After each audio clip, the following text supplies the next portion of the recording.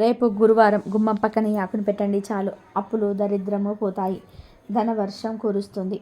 మీ కష్టాలన్నీ కూడా పోతాయి. మీరు పట్టిందల్లా బంగారం అవుతుంది. అలాగే మీ ఇంట్లోకి ధనం వస్తుంది. కాబట్టి గురువారం రోజు గుమ్మం దగ్గర ఈ ఆకును పెట్టుకోండి. ఇలా పెట్టడం వలన ధనలక్ష్మీదేవి అనుగ్రహం కలుగుతుంది. ధనం కూడా వస్తుంది.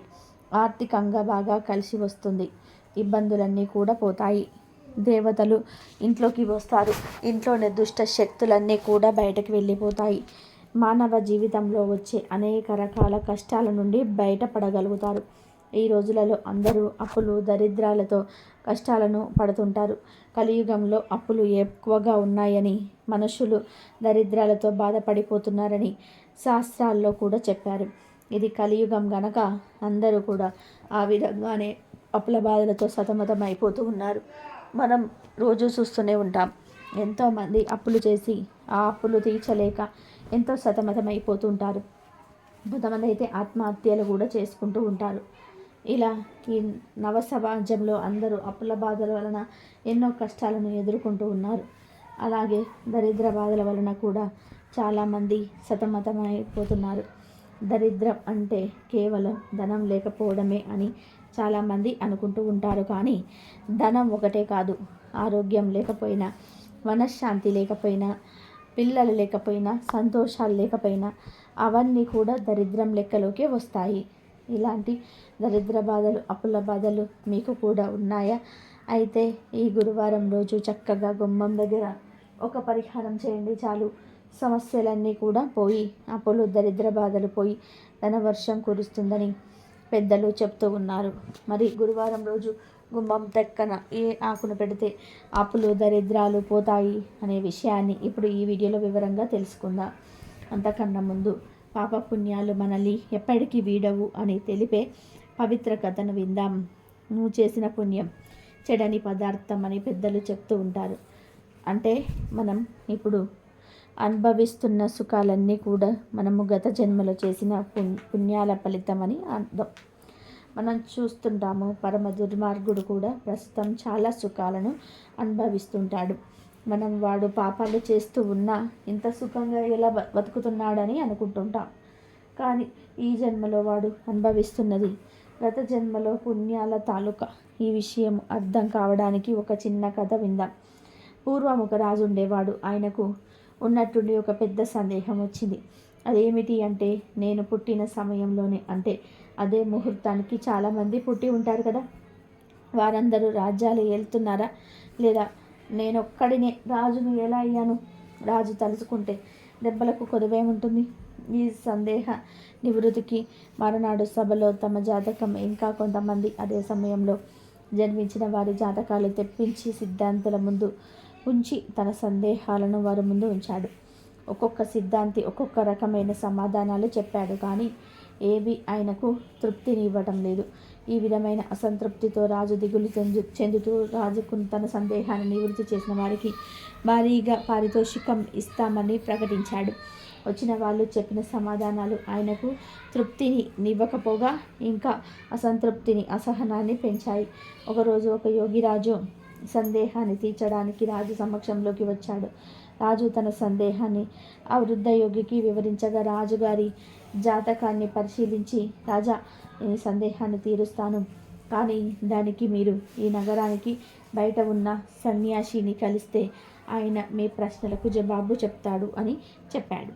రాజు ఆ యోగి సలహా మేరకు ఊరి చివర అడవిలో ఉన్న సన్యాసి దగ్గరికి వెళ్ళాడు. ఆ సమయానికి ఆ సన్యాసి బొగ్గు తినడం చూసిన రాజు ఆశ్చర్యపోయి, ఆ బొగ్గు తినే సన్యాసి నా సందేహం ఏ విధంగా తీరుస్తాడు అని అయిష్టంగానే తన ప్రశ్నను ఆయన ముందు ఉంచాడు. అప్పుడు ఆ సన్యాసి రాజ ప్రశ్న విని చాలా చిగురాకుగా, ఇంకా కొంత దూరం వెళ్తే ఇలాంటిదేదో ఒక గుడిసె వస్తుంది. ఆ గుడిసెలో ఒక సాధువు ఉంటాడు. అతడిని ఈ ప్రశ్న అడగండి, అతడు మీకు సరైన సమాధానం చెప్తాడు అని చెప్పి విసురుగా గుడిసె తలుపు వేసేశాడు. రాజు నిరాశతో ఏమో తన ప్రశ్నకు సమాధానం దొరుకుతుందేమో అని మరొక సాధువు దగ్గరికి తిరిగి ఆ సాధువు ఉన్న చోటుకు చేరారు. అక్కడ రాజు చేరే సమయానికి ఆ సాధువు మట్టి తింటున్నాడు. రాజు ఆ దృశ్యాన్ని చూసి ఇబ్బందికరంగానే తన ప్రశ్నను అడిగాడు. ఆ సాధువు చాలా కోపంగా అరిచి అక్కడి నుంచి వెళ్ళిపోమ్మంటాడు. రాజు ఆ సాధువునేమీ చేయలేక తిరిగి వెళ్ళిపోతుంటే ఆ సాధువు రాజుతో, ఇంకా కొంచెం దూరం వెళ్తే ఒక గ్రామం వస్తుంది. ఆ గ్రామంలో చనిపోవడానికి సిద్ధంగా ఉండే బాలుడు ఉంటాడు. నీవు వెళ్ళి ఆ బాలుడిని కలువు అని కటువుగా చెప్పాడు. రాజుకు ఇదంతా అగమ్య గోచరంగా ఉంది. అయినా తన సందేహ నివృత్తి కోసం ఆ బాలుని కలవాలని నిశ్చయించుకొని ఆ గ్రామంలో చేరి చనిపోవడానికి సిద్ధంగా ఉన్న బాలుని కలిసి తన సందేహాన్ని ఆ బాలుడు ముందు ఉంచుతాడు. తన రాజుగారి సందేహం విన్న బాలుడు, రాజా, గత జన్మలో 4 అన్నదమ్ములు అడవి గుండా ప్రయాణం చేస్తూ మధ్యలో ఆకలి వేస్తూ ఉంటే ఒక చెట్టు నీడకు చేరి వాళ్ళు తెచ్చుకున్న రొట్టెలు తినడానికి ఉపక్రమిస్తూ ఉండగా ఒక వృద్ధురాలు అక్కడికి వచ్చి తాను ఆకలితో ఉన్నాను, నాకు కొంచెం ఆహారాన్ని పెట్టమని అభ్యర్థిస్తుంది. ఆ 4 మొదటివాడు కోపంగా, నీకు ఆహారాన్ని ఇస్తే నేనేమి తినాలి, బొగ్గులు తినాలా అని కోపంగా అరుస్తాడు. ఆ వృద్ధురాలు 2వ వాడిని అడిగితే వాడు, పోమ్మా, నీకు ఆహారాన్ని ఇస్తే నేను మట్టి తినాలి అని వెటకారంగా విసురుకుంటాడు. ఆ వృద్ధురాలు 3వ వాడిని కూడా ఆహారాన్ని పెట్టమని అడుగుతుంది. అప్పుడు ఆ 3వ వాడు కోపంగా ఆ వృద్ధురాలితో, ఏం ఇప్పుడు తినకపోతే చస్తావా ఏమిటి, పో పో అని చాలా ఈసగింపుగా మాట్లాడతాడు. ఆ వృద్ధురాలు ఆ 4వ వాడిని తినడానికి ఏదైనా పెట్టమని అడుగుతుంది. అప్పుడు ఆ 4వ వాడికి, అవ్వ, నీకు చాలా నీరసంగా కనిపిస్తున్నావు, ఇదిగో ఈ రొట్టె తిను అని తాను తినబోతున్న రొట్టెను ఆ వృద్ధురాలికి ఇచ్చాడు. ఆ 4వ వ్యక్తివి నువ్వే రాజా, నువ్వు మొదటి వ్యక్తి బొగ్గు తినాలా అని కోపగించుకున్నాడు. ఆ వ్యక్తే ఇప్పుడు సన్యాసిగా పుట్టి బొగ్గు తింటున్నాడు. ఇక నీకు రొట్టె ఇస్తే నేను మట్టి తినాలి అని వెటకారంగా చేసిన ఆ వ్యక్తే ఇప్పుడు సన్యాసిగా పుట్టి మట్టి తింటున్నాడు. రొట్టె తినకపోతే చస్తావా అన్న వ్యక్తిని నేనే ఇప్పుడు చస్తున్నాను అని చెప్పి ఆ బాలుడు ప్రాణాలు విడిచారు. జరిగిన సంగతులు ఆ రాజు తన పంపిన యోగి దగ్గరికి వెళ్ళి చెప్పి వివరణ అడుగుతాడు. అప్పుడు ఆ యోగి, రాజా, నువ్వు తెలుసుకోవలసిన ఆశ్చర్యకరమైన విషయం ఏమిటంటే ఆ 4 ఒకే తల్లికి పుట్టిన బిడ్డలు. వారిలో ఆ 4వ వాడు చేసిన పుణ్య ఫలితంగా ఈ జన్మలో నీవు రాజుగా జన్మించావు. మిగిలిన వాళ్ళు వారి వారి కర్మానుసారము, ఒకడు బొగ్గులు తింటూ, మరొకరు మట్టి తింటూ, మరొకరు చావుకు సిద్ధంగా ఉండి నీకు విషయం చెప్పి చనిపోయినాడు. కాబట్టి మనం గతంలో చేసిన పుణ్యము వృధా కాదు అని రాజుకు వివరించి ఏ విధమైన పారితోషికం రాజు నుండి స్వీకరించకుండా వెళ్ళిపోతాడు. దానం సంపద వంటిది కనుక అందరికీ పంచితే ప్రతిఫలంగా అది పుణ్యాన్ని అందిస్తుంది. ఓ చెడ్డ మాట అప్పు లాంటిది కాబట్టి మిత్తిగా వడ్డీ కలిపి చెల్లించాల్సి వస్తుంటుంది. ఇక వీడియోలోకి వస్తే, ఎవరైతే అప్పులతో, దరిద్ర బాధలతో, కష్టాలతో అనుభవిస్తున్నారో వారు గురువారం రోజున ఉదయం చక్కగా ఒక తామర ఆకును తీసుకోండి. తామరాకుకు లక్ష్మిని ఆకర్షించే శక్తి ఉంటుంది. తామరాకుకు మన దరిద్రాలను వదిలించే శక్తి ఉంది కనుక ఎలాగోలాగా ఒక తామరాకును సంపాదించి తెచ్చుకోండి. అసలు మాకు తామరాకు దొరకవు అనుకునేవారు తమలపాకుతోనైనా సరే ఈ పరిహారం చేసుకోవచ్చు. ముందు ఆకు మీద 1 స్పూన్ పసుపును వేయండి. ఆ పసుపు మీద 4 లవంగాలు వేయండి. లవంగాలతో పాటు 2 యాలకులను కూడా వేయండి. పసుపు పవిత్రమైన పదార్థం. పసుపుతో ఎటువంటి పరిహారాలు చేసినా అద్భుతమైన ఫలితాలు వస్తాయి. అలాగే యాలకులు, లవంగాలు కూడా ఎంతో శక్తిని కలిగి ఉంటాయి కనుక ఆకు మీద పసుపు, యాలకులు, లవంగాలు వేయండి. తర్వాత ఈ ఆకును తీసుకొని వెళ్ళి మీ మెయిన్ డోర్ గుమ్మం పక్కన పెట్టండి. అలా పెట్టడం వల్ల ఇంట్లో ఉన్న నెగిటివ్ ఎనర్జీ మొత్తం కూడా పోతుంది. ధన సమస్యలు పోతాయి, అప్పులు తీరిపోతాయి, దరిద్రాలు పూర్తిగా తొలగిపోతాయి, కష్టాలన్నీ కూడా పోతాయి, విపరీత ధనలాభం కలుగుతుంది, లక్ష్మీదేవి మీ ఇంట్లో తిష్ట వేసుకుంటుంది. ఇలా పెట్టిన ఆకును, పసుపును, యాలక్కాయలను, లవంగాలను మరునాడు తీసి పారే నీటిలో కానీ, మురికి నీటిలో కానీ పడేస్తే మీకు అన్ని శుభాలే జరుగుతాయి. కనుక మీరు కూడా గురువారం రోజు గుమ్మం పక్కన ఈ ఆకును పెట్టి మీ కష్టాలను తొలగించుకోండి. రేపు గురువారం నవమి, రాత్రికి 11 మిరియాలతో ఇలా చేస్తే రాత్రికి రాత్రే నోట్ల కట్టలు వచ్చి పడతాయి. 100కు 100% మీకున్న కష్టాలన్నీ కూడా తీరిపోతాయి. కోట్లు వచ్చి పడతాయి. మీకు తిరిగనేది ఉండదని శాస్త్రాలు చెప్తున్నాయి. గురువారం అనేది చాలా అద్భుతమైన రోజు. లక్ష్మీదేవికి ఎంతో ఇష్టమైన రోజు. ఈరోజు మిరియాలతో ఇలా చేసుకుంటే మీకు ఎంత పెద్ద కష్టం ఉన్నా చక్కగా తొలగిపోతుంది. మీరు పట్టిందల్లా బంగారం అవుతుంది. కాబట్టి గురువారం రోజు మిరియాలతో ఈ పరిహారం చేయండి. మిరియాలు అందరి ఇళ్లలో ఉంటాయి. మిరియాలు నల్లగా ఉంటాయి. నల్లటి వస్తువులతో ఏ పరిహారాలు చేసినా చాలా మంచి ఫలితాలు పొందుకోవచ్చు. ముఖ్యంగా గురువారం రోజు మిరియాలతో ఇప్పుడు మనం చెప్పుకునే ఈ పరిహారం చేసుకుంటే చాలా చక్కటి ఫలితాలు వస్తాయి. ఈ పరిహారం మీకు చాలా చక్కగా ఉపయోగపడుతుంది. ఈ పరిహారం వలన ఆర్థిక సమస్యలు, ఆరోగ్య సమస్యలు, శత్రు బాధలు, గొడవలు, నెగటివ్ ఎనర్జీ ఇలా అన్ని సమస్యలు పోతాయి. మరి ఇంతకీ గురువారం రోజు మిరియాలతో ఏం చేస్తే మంచి ఫలితం వస్తుందనే విషయాన్ని ఇప్పుడు ఈ వీడియోలో వివరంగా తెలుసుకుందాం. గురువారం అనేది లక్ష్మీదేవికి ఎంతో ఇష్టమైన రోజు. ఈరోజు నల్ల మిరియాలతో ఒక పరిహారం చేసుకుంటే కష్టాలన్నీ కూడా పోతాయి. మనిషి అన్నాక అనేక రకాల కష్టాలు ఎదురవుతూనే ఉంటాయి. ఆర్థిక సమస్యలు కావచ్చు, అప్పుల బాధలు కావచ్చు, ఆరోగ్య సమస్యలు కావచ్చు, ఇలా మీకు ఎటువంటి కష్టాలు ఉన్నా సరే గురువారం రోజు మిరియాలతో ఒక పరిహారం చేసుకుంటే చాలు మీ జీవితం అద్భుతంగా మారుతుంది అని సిద్ధశాస్త్రం చెప్తుంది. ఈ పరిహారానికి 11 నల్ల మిరియాలు కావాలి. అలాగే చిటికెడు కర్పూరం పొడి కావాలి. మిరియాలు ఎంతో శక్తివంతమైనవి. మన శాస్త్రాలలో మిరియాలకు ఎంతో ప్రాధాన్యతను ఇచ్చారు. గురువారం రోజు రాత్రి సమయంలో చక్కగా 11 మిరియాలను తీసుకొని వాటిని ఒక పేపర్లోనే వేయండి. పేపర్లోనే చిటికెడు కర్పూరం పొడిని కూడా వేయండి. తర్వాత ఈ మిరియాలకు మీ మనసులోని కోరికను చెప్పుకోండి. దేవుడా, నేను ధనవంతుడిగా మారాలి, బాగా ధనం సంపాదించి ఉన్నత స్థాయిలోనికి రావాలి, అందరికీ హెల్ప్ చేసే స్టేజ్లోకి రావాలి అని మనసులోని కోరికను వివరంగా చెప్పుకోండి. అలా మీ కోరిక చెప్పుకున్న తర్వాత మిరియాలను అగ్గిపుల్ల వెలిగించి కాల్చేయండి. బాగా అంటే మిరియాలు పూర్తిగా కాలిపోయే వరకు కూడా కాల్చివేయండి. అలా కాల్చివేసిన తర్వాత బూడిదని తీసి ఒక గ్లాసు నీటిలో కలపండి. తర్వాత నీటిని తీసుకొని వెళ్ళి మీ ఇంట్లో అన్ని గదుల్లో కూడా గోడల మీద చల్లేయండి.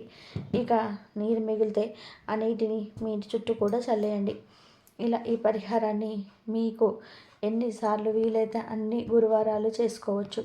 ఎంత ఎక్కువ చల్లితే అంత మంచిది. ఈ చిన్న పరిహారాన్ని చేసుకోవడం వలన మీపై ఉండే నరదిష్టి, నెగిటివ్ ఎనర్జీ కూడా పోతాయి.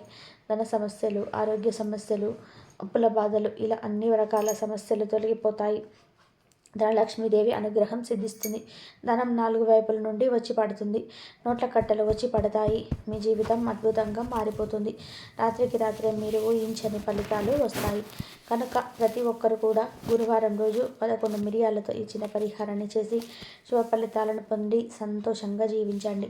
భరించలేని కష్టాలలో ఉన్నవారు ఒక గ్లాస్ పసుపు నీళ్ళలో ఈ ఆకును వేసి ఇలా చేసి చూడండి. మీ కష్టాలన్నీ కూడా 24 గంటల్లో తీరిపోతాయి. అద్భుతమైన ఫలితాలు వస్తాయి. పండితులు చెప్తున్నారు. ఎక్కువ కష్టాలు పడేవారు, ఎన్నో రకాల సమస్యలను ఎదుర్కొనేవారు, దృష్టి దోషాలు ఉన్నాయని, ఇంట్లో అస్సలు బాగుండటం లేదని, ఇంట్లో ఎప్పుడు ఏదో ఒక గొడవలు జరుగుతూ ఉన్నాయని బాధపడేవారు, ఈ సమస్యల నుండి ఈజీగా బయటపడాలనుకుంటే తప్పకుండా గురువారం ఈ పరిహారం చేయండి. దీనికి గ్లాసుడు పసుపు నీళ్ళు, ఒక ప్రత్యేకమైన ఆకు ఉంటే సరిపోతుంది. మీరు ₹1 కూడా ఈ పరిహారం కోసం ఖర్చు చేయాల్సిన అవసరం గిట్లా లేదు. ఈ కాలంలో అనేక మంది డబ్బు సమస్యల వలన ఇబ్బందులను ఎదుర్కొంటూ ఉన్నారు. డబ్బు ఒకటే కాదు, ఇంకా అనేక రకాల సమస్యలను ఎదుర్కొంటూ ఉన్నారు. ఇంట్లో గొడవలు రావటం, నెగటివ్ ఎనర్జీ, దిష్టి దోషాలు, డబ్బు సమస్యలు, పనిచేసే దగ్గర వచ్చే సమస్యలు, భార్యాభర్తల మధ్య వచ్చే గొడవలు ఇలా ఒకటి కాదు, ప్రతి మనిషికి కూడా అనేక రకాల సమస్యలు ఎదురవుతూ ఉంటాయి. ఇలా మీకు భరించలేని కష్టాలు వచ్చినప్పుడు దారులన్నీ కూడా మూసుకుపోయి ఇక మాకు దేవుడే దిక్కు అనే పరిస్థితి వచ్చినప్పుడు గురువారం రోజు ఈ పరిహారం చేసుకోండి. ఏం లేదు, గురువారం రోజు ఒక గ్లాసు నీటి తీసుకోండి. ఆ నీటిలో ఒక స్పూన్ పసుపు కలపండి. పసుపు అందరి ఇళ్ళల్లో ఉంటుంది. పసుపు చాలా పవిత్రమైన పదార్థం, అందరికీ అందుబాటులో ఉంటుంది కనుక మీరు డబ్బులేమీ ఖర్చు చేయాల్సిన అవసరం లేదు. చక్కగా నీటిలో పసుపును కలపండి. గురువారం చీకటి పడిన తర్వాత మాత్రమే ఈ పరిహారాన్ని చేసుకోండి. పగటిపూట చేయకూడదు. ముందుగా గ్లాస్ పసుపు నీళ్ళు తీసుకొని దానిలో ఒక వేపాకును వేయండి. చాలు. ఒకే ఒక వేపాకు చాలు. ఇలా వేపాకును వేసిన తర్వాత ఈ గ్లాస్ పసుపు నీటిని మీ చేతిలో పట్టుకొని ఇంట్లోని ప్రతి గదిలోనూ కూడా ఒకసారి తిరగండి. బెడ్రూమ్, కిచెన్, హాల్, బాత్రూమ్ ఇలా ఏ గదిని వదలకుండా ఇంట్లోని అన్ని గదులలో ఈ గ్లాసును తిప్పండి. ఇలా తిప్పేటప్పుడు ఈ గదిలోని నకారాత్మక శక్తి పోవాలి. మా ఇంటిపై ఉన్న నరదిష్టి, నరఘోష, నరకన్ను అన్నీ కూడా పోవాలని మనసారా సంకల్పం చేసుకోండి. అలా సంకల్పం చేసుకుంటూ అన్ని గదుల్లో కూడా తిరిగిన తర్వాత వేపాకు వేసిన పసుపు నీటిని ఇంట్లో ఎక్కడైనా సరే చీకటిగా ఉండే గదిలో పెట్టేసి వదిలేయండి. రాత్రికి ఎలాగో లైట్స్ అన్నీ కూడా ఆఫ్ చేసి చేస్తారు కదా, ఏ గదిలో అయినా సరే పెట్టుకోవచ్చు. ఇలా పెట్టిన నీటిని రాత్రంతా కూడా కదపకుండా అలాగే వదిలేయండి. మరునాడు ఉదయం సూర్యోదయం అవ్వకముందే గ్లాస్తో పసుపు నీటితో చేసి ఎవరికి తెలియకుండా ఎవరికైనా సరే ప్రవహించే నీట పాడేసేయండి. డ్రైనేజీలో అయినా సరే పోయవచ్చు, లేదంటే ఏదైనా పనికిరాని పచ్చటి మొక్క మొదట్లోనైనా సరే పోసేయండి. ఇలా గురువారం రోజు పసుపు నీళ్ళతో ఈ చిన్న పరిహారం చేస్తే మీ ఇంట్లో ఉన్న సమస్యలు, గొడవలు, నకారాత్మక శక్తులు, దిష్టి దోషాలు, నరదిష్టి, నరకన్ను అన్నీ కూడా పోతాయి. మీ జీవితం చాలా చక్కగా మారుతుంది. కాబట్టి భరించలేని కష్టాలున్నవారు పసుపు నీటితో ఈ పరిహారాన్ని ట్రై చేసి చూడండి. ఖచ్చితంగా 24 గంటల్లో ఫలితాన్ని అనుభవిస్తారు. మీకు అంతా మంచి జరుగుతుంది. కాబట్టి ఈ వీడియో కనుక మీకు నచ్చినట్లయితే ప్లీజ్ లైక్ చేయండి, షేర్ చేయండి, సబ్స్క్రైబ్ చేయండి. మరొక మంచి వీడియోతో మళ్ళీ కలుద్దాము.